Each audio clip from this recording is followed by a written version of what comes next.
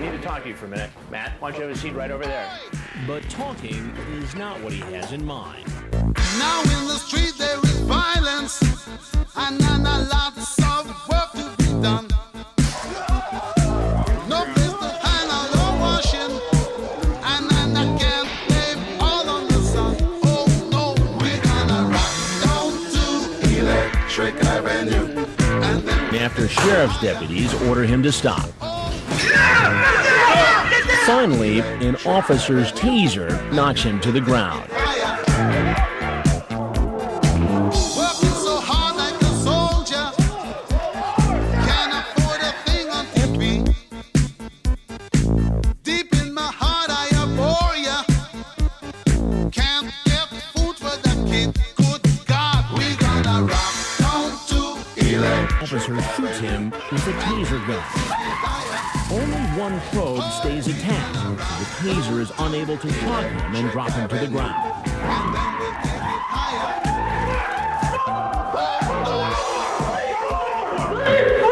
Please help me! Oh, dear God! Dear God! Okay. Welcome to the Michael Patterson To Catch a Predator commentary. I'm a little rusty at this. I haven't done this in quite some time. I think the last one of these I recorded was in October of 2025, and we're in April now. So, a little beforehand, Michael Patterson is part of the infamous Bowling Green sting, the final sting in the history of To Catch a Predator, and he's part of that eclectic group of unique individuals who ventured out to Bowling Green that night in, was it October 2007? Or I feel like it was October. It might have been September. So let's get into it.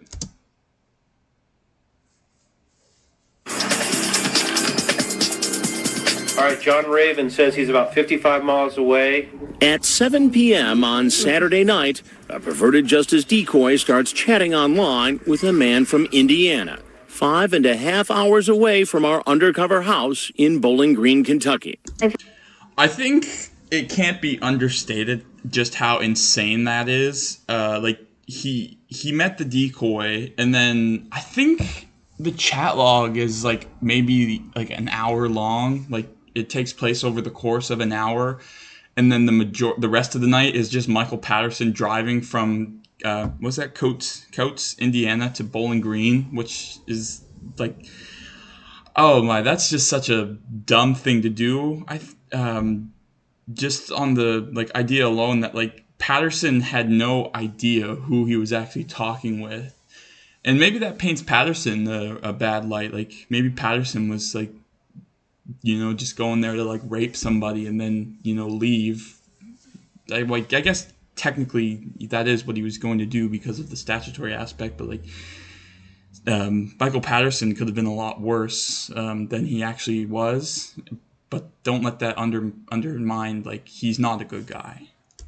Figured, oh, there's no way this guy's going to come. Calling himself John Raven 2000, he tells the decoy, who is posing as a 13-year-old, that he's 24 and says, "I'm too old to do anything with you." But that doesn't last long. Soon after, the sex talk begins. He asks the decoy about her last boyfriend. Okay, so before we see the fantastic level of flirtation that Michael Patterson has, it's just crazy that the decoys never roped them back in. Patterson expressed, he's no, I can't do anything, you're too young, which there's definitely other guys that have done that. I know there was a guy on Takedown with Chris Hansen who did that, and then he ended up coming back. But to circle back to Patterson here, he kept going on, he kept texting. So I'm not sure if he was just looking for the decoy to send them a message no, it's okay, etc. I'm okay with it. I've done it before. And I guess we're gonna see that with the with this exchange here, so I won't take any more time up. Did you him? Did you suck him? Why you want to know that? I just do. 'Kay. See, I ain't no baby. Would you do it to me? Would you want me to? Yes. Yeah, it would be cool to try stuff out. Dude, this spelling is fucking insane. Like would, like W-U-L-D. Like, oh my god. Like, I remember when I was a kid on the internet. Like, I say kid, like I was 13 on the internet, and I definitely like used like the U and like to in place of stuff. But I know it's never like actively trying to like misspell words like this. It's like that thing.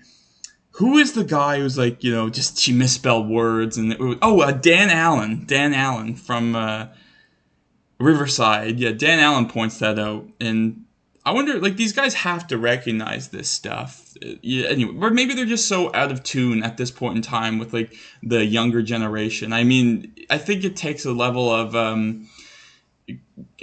social disconnect to like think that like a 13-year-old would be into you, Mr. John Raven 2000. Cute. The chat continues for another 20 minutes. Then he gets in his car and starts driving. He's known the decoy for less than 2 hours.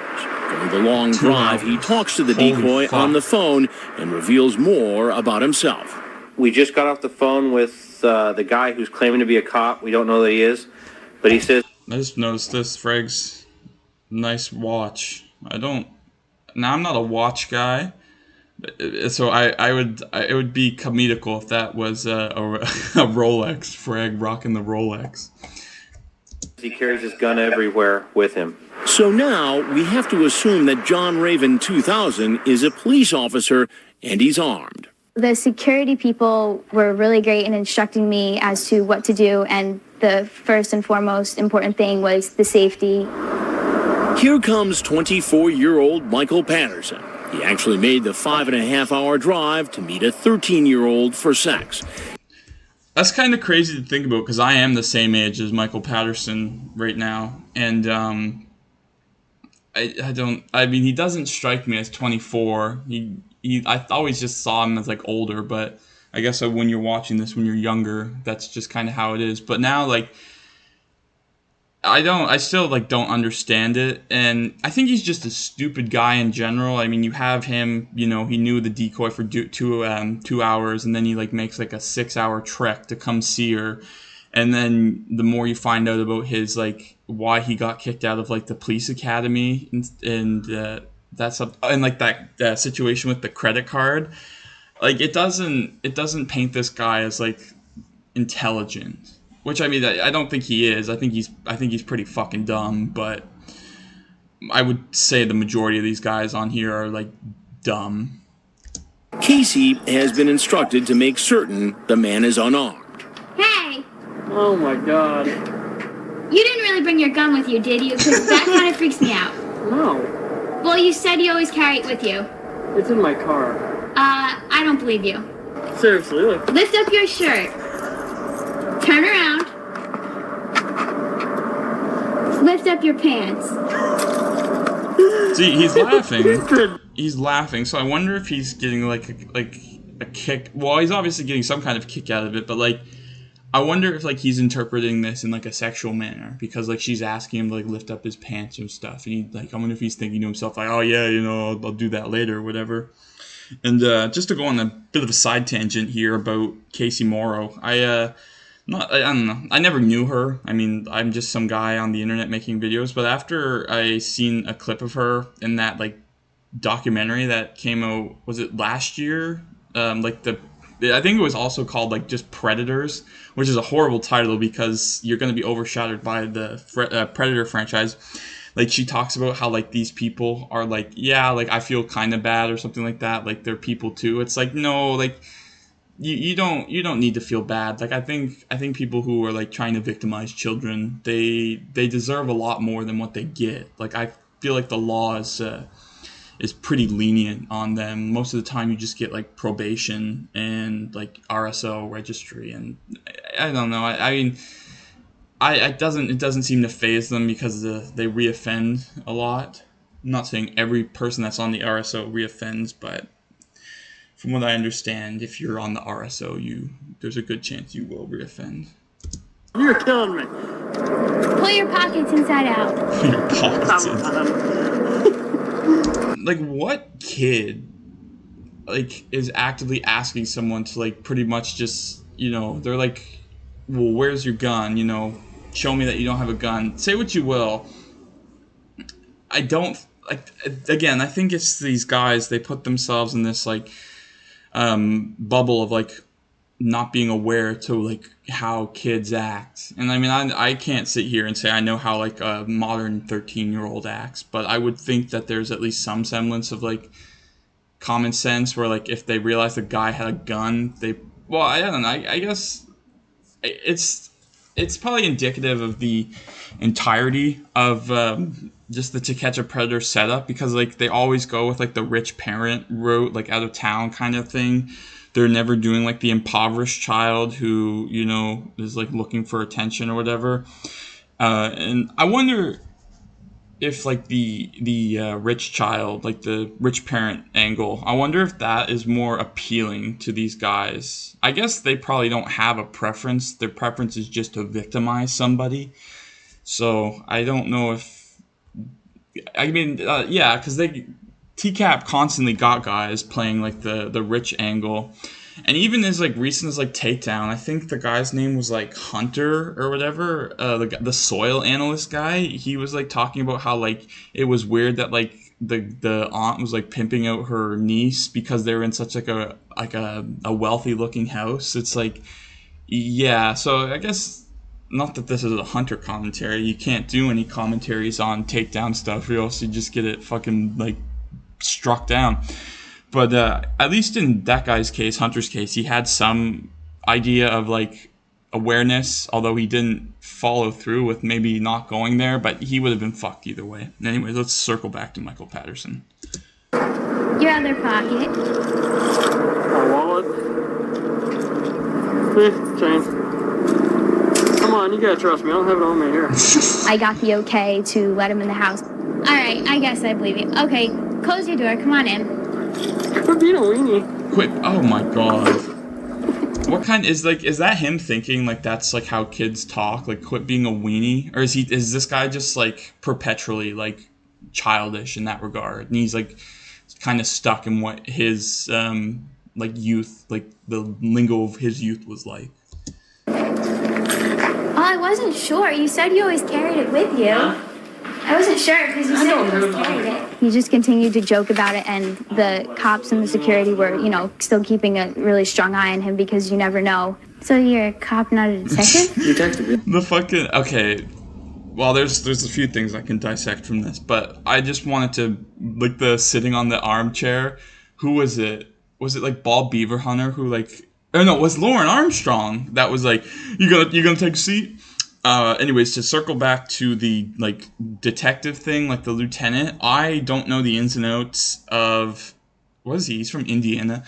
I don't know what the ins and outs of the Indiana police department is, or like what the like how you rank up. But the guy's 24 and he's a detective. Like, is that common? I feel like it's not. Like, I feel like a detective is like somebody who's, because you need like some kind of like post-secondary education, from what I understand, like a bachelor's in something. I don't recall exactly what it is, but you can't just like become a cop and then like after a certain amount of time get promoted to detective. Or maybe you can. I'm not here like saying I know what it is to be a cop or like how you rank up as a cop, but maybe I'm just wasting time. I'm a lieutenant. A lieutenant. Oh, okay. Gotcha. So you're excited? Yeah, I'm pretty excited. Are you excited? Yeah. So, what do you want to do? Where's your room at? Let's go through the house.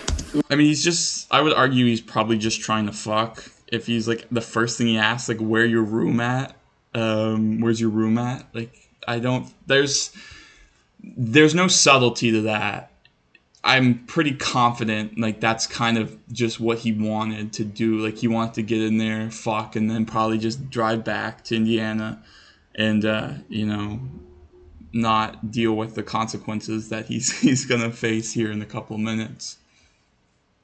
Also, you know, I talked about like Casey sitting on the armchair, but like, and I know everyone who does any commentaries on like Bowling Green, they always talk about like the facing of the two like chairs. Like I feel like that might have been like common in like the day and age before like television or something like that, but like in this day and age, like to have two, and I know like this day and age, this is like 19 years ago, like to have two chairs like facing each other, like it's very like it there's almost like, I wonder if these guys might not be that astute, but like I wonder if like some of the guys felt like this, like had like an interview setting or like even like an interrogation setting. I do apologize if you can hear the noise. It's a nice day and I have my windows open, and I just have a shitty setup. Like I wonder if these guys feel like it's like an interrogation or something like that. Like I know there's no table, but like it's kind of got like the makings of one. And obviously the interrogation aspect comes in when fucking Chris comes in. So Look at it. This is a huge house. Yeah, it is pretty big. It's nice though. God. My hair's a mess. So is that. What's up? What are we investigating tonight? Nothing much. What's your plan here?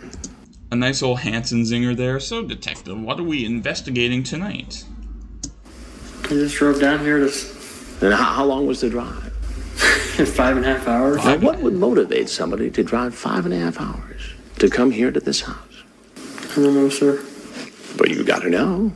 You're the one who did the driving. I know. Now, you're a lawman. I'm curious what, Patterson thought he was going to get, continuing on with the lie that he was in law enforcement. Because as we'll find out later, he actually lost, I talked about this. He flunked out of the academy because he had, cop lights on his, civilian vehicle, and he was, doing, he was trying to do, a quote-unquote, routine traffic stop or something like that. So, obviously, there's probably, I don't know, it's not obvious, but, to play, armchair psychologist here, or informal psychologist, I guess you could extract that, Patterson has, a weird relationship or, dynamic with, the idea of power. He likes, to have, some sort of power over civilians, and that's why he was doing the whole fake cop thing. And then you could compare that to maybe he gets a kick out of the idea that he's gonna have power over this child. I would say there's probably some merit to that. So if you're doing the interview, what would you want to know most? Basically, why was I here? Yeah, why were you here? I'm just lonely. I don't have anybody, and I need somebody to talk to. You knew she was 13. She told you.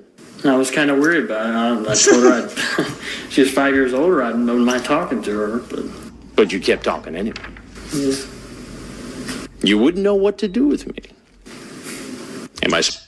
That line is more of a fishing line, I think. He wants the decoy to say, "Actually, yeah, I know what to do," and go from there. So I don't know. I mean, it's not subtle, I don't think. Maybe maybe a kid wouldn't understand what he was trying to do, but I look at it and it's quite obvious. He's just trying to gauge, is she sexually active? Has she had sex before?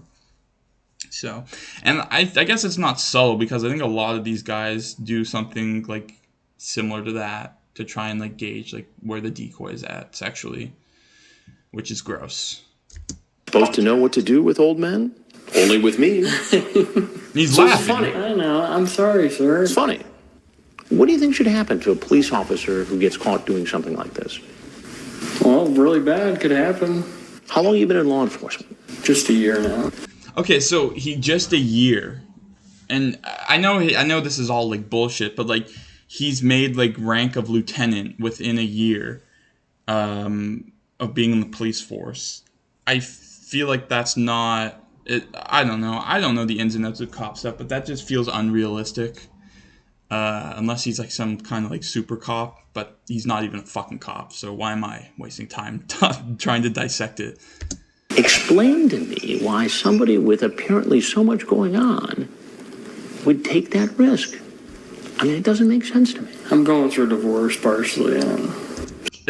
That's such a shitty excuse. Didn't what's his name like Tunnels 2000 or something like that use that?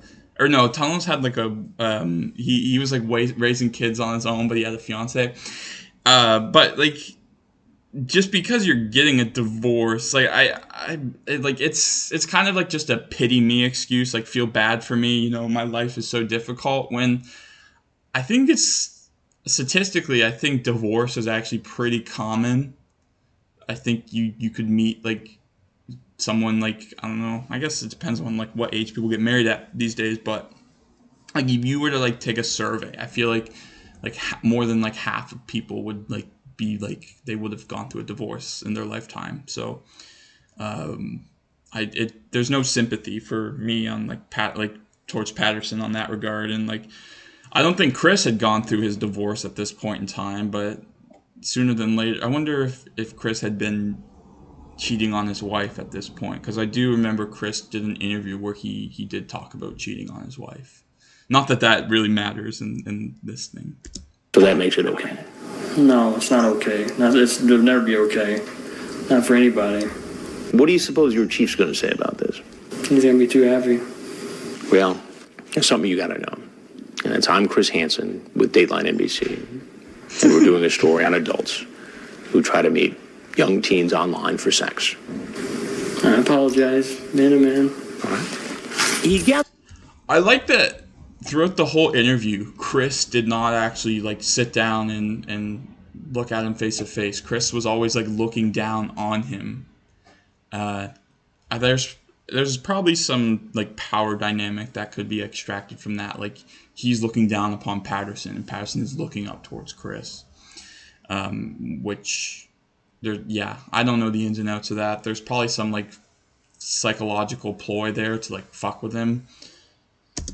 Gathers up all his belongings and heads to the door, apparently thinking the worst is over.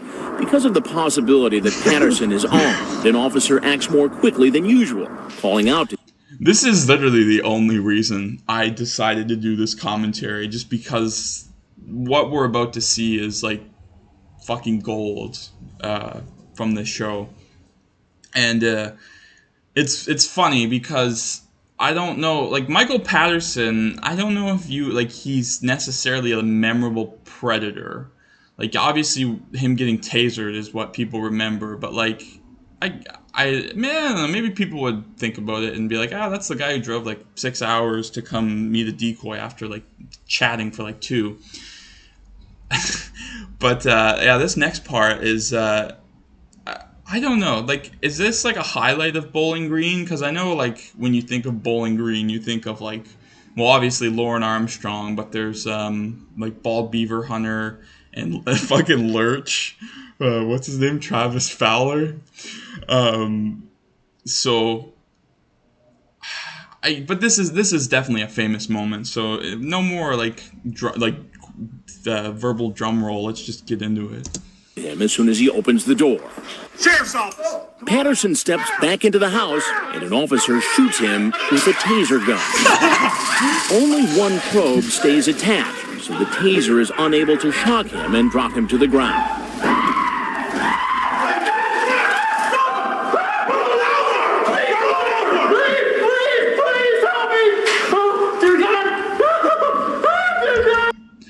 I wonder what like Patterson was like anticipating happening when leaving the house, because I know he's not like an actual cop, but he has like training in that area.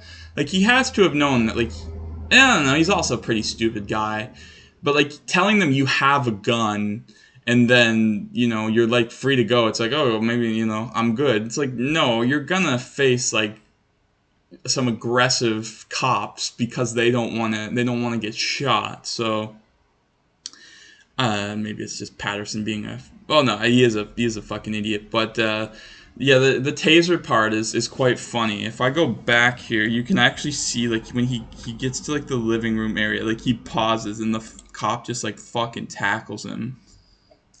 is attached, so the taser Yeah, is so like he pauses here, and this fucking bloke right here just comes in and fucking just nails him to the ground. unable to shock him and drop him to the ground. And these screams are great.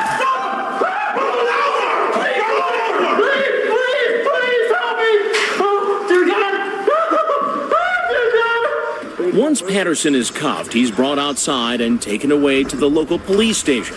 When officers search his car, they find a loaded gun, One in the chamber. a spare round of ammunition, and handcuffs. I feel like the handcuffs might be understated because he had them in his car along with the gun.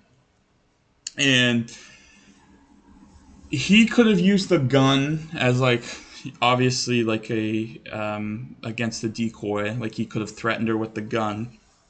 But the handcuffs also draw into question, was he going to like kidnap the decoy? I know Stephen Buchanan gets a lot of flack for having like the kill kit or whatever, but I feel like Michael Patterson doesn't like we don't talk about him having handcuffs. Like I get he's a wannabe cop, but him showing up to me, the 13-year-old, with handcuffs and a gun is pretty fucking like frightening if you really were to dissect it, because I mean we just don't know how like deranged or perverse this guy is. So like for all we know, the decoy could have like gotten cold. Like if this was a real situation, the decoy could have gotten like cold feet, and then what does Patterson do? Oh, I'm gonna leave, and then he comes back and he's got the gun and the handcuffs, and he's gonna get what he came for. So Later, he agrees to waive his rights and answer questions. oh,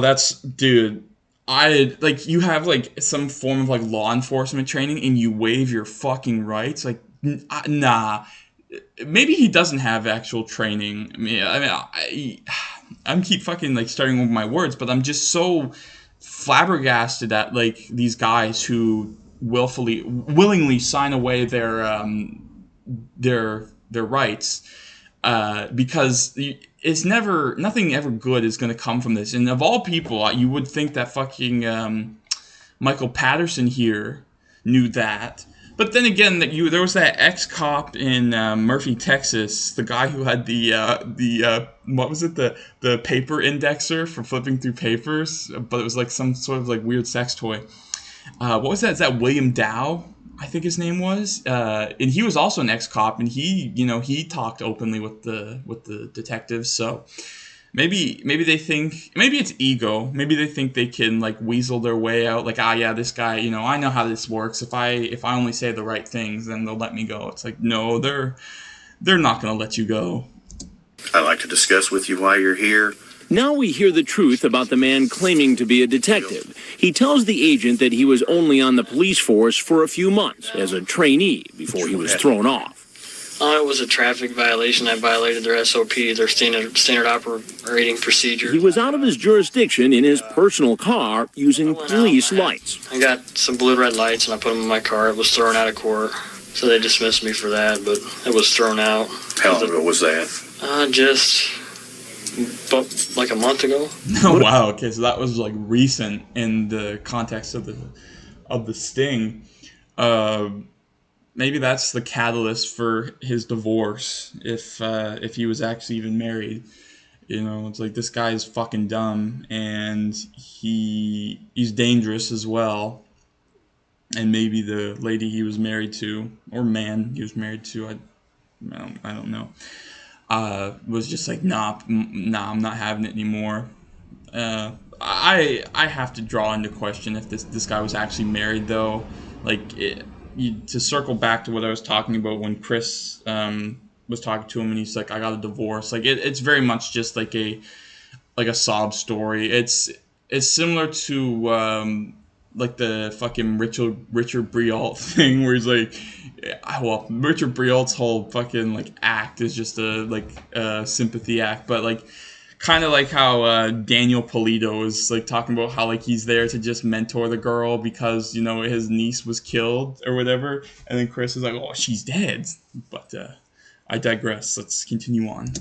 According to the local prosecutor, the case wasn't dismissed. He still faces the charge of impersonating a police officer.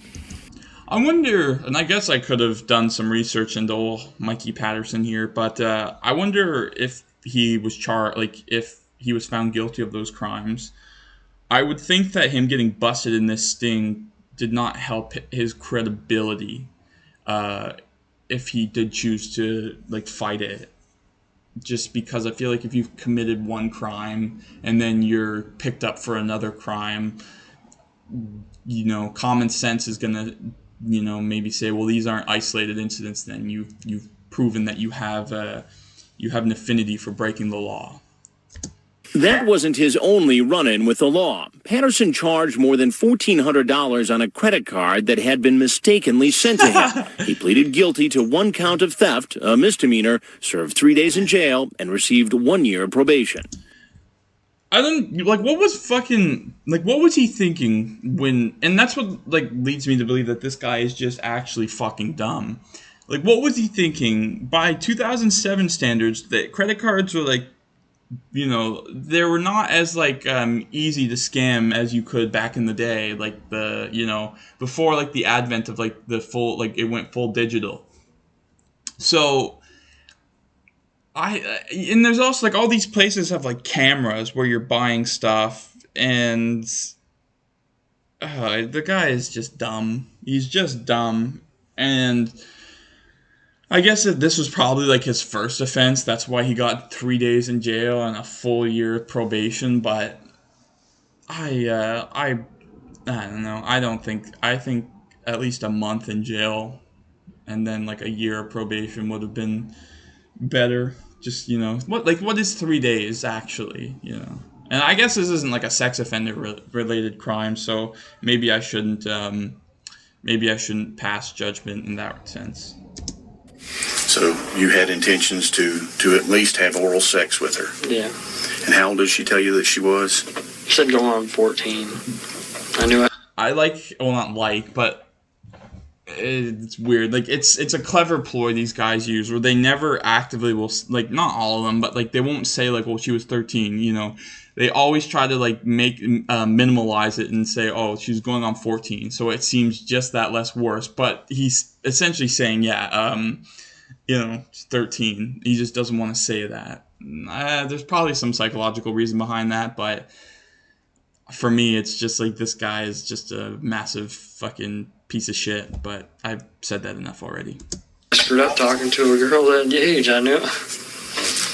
I'm not stupid. I'm not no creep. I'm not stupid, but I'm not no fucking creep. Yet, what you've done is, what would Howard Hansen say it? What you've done is kind of creep-ish or whatever, creepy. Is that? I feel like what he said there. I'm not no creep. That's just that's just denial, which is, I guess that's common amongst these guys. They just deny. I guess the person who's probably most famous for denial is fucking Jean-Pierre Wary, who just, he would not admit to anything, It was Michael on the bus, the Mexican guy, Scott Patterson or whatever, Scott, what was it, John Patterson or Scott Patterson or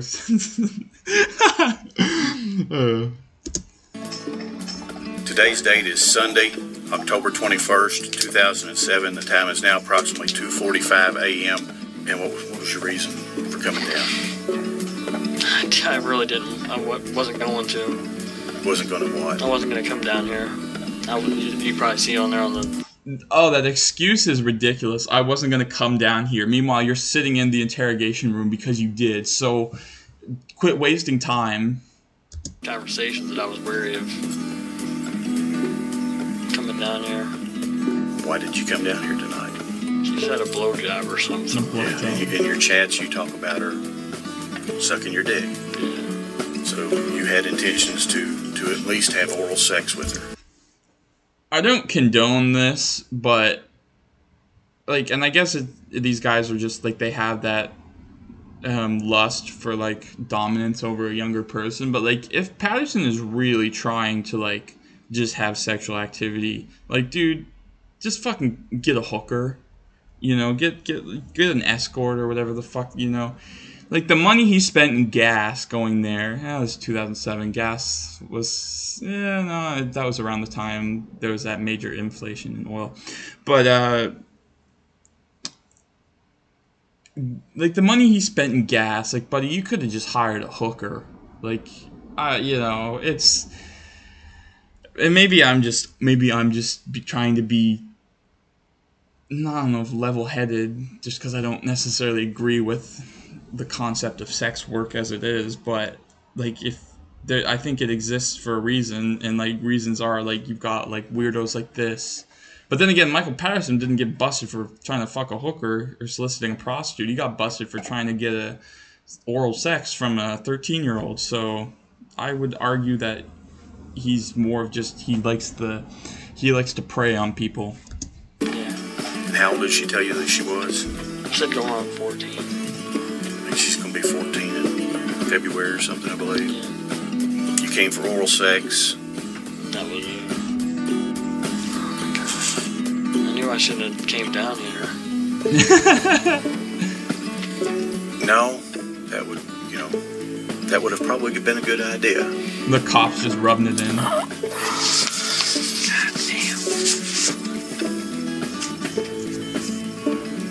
Can't believe they said I ran. I stood by the door and I seen him there. I mean, he did run.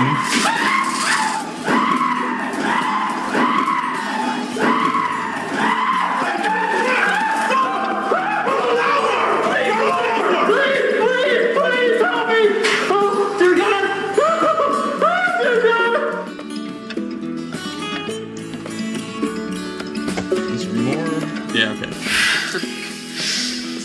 Try and run the way I can, then we have to treat you a little different.